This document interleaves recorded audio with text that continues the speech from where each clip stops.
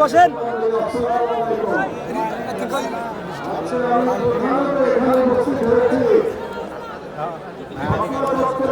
শহীদ হয়েছেন তাদের প্রতি শ্রদ্ধা জানানোর জন্য এবং তাদের আত্মার প্রতি মাত্রার কামনার জন্য আমি আজকে আপনাদের সঙ্গে উপস্থিত হয়েছি।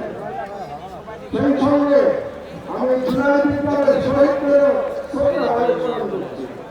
আমাদের স্মরণ রাখতে হবে যে 2013 সালের সেই ৭৭ গণহত্যার পর এই প্রথম আমরা আবার মুক্ত বাংলাদেশে দ্বিতীয় স্বাধীন বাংলাদেশে মহাসমাবেশ করতে সক্ষম হয়েছি। আমাদের দীর্ঘ পথ পরিক্রমায় যারা জীবন দিয়ে আমাদের জন্য সহজ করে নিয়ে গেছেন তাদের সকলের প্রতি আমার অসীম শ্রদ্ধা এবং ভালোবাসা এবং তাদের পরিবারের প্রতি আমি সমবেদনা জ্ঞাপন করছি।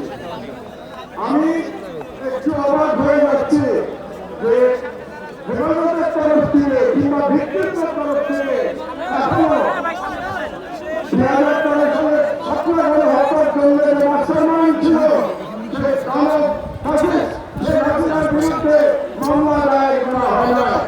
আপনারা কেন এখনো মামলা দায়ের করেন নাই আমি জানি না। আমি মনে করি আপনারা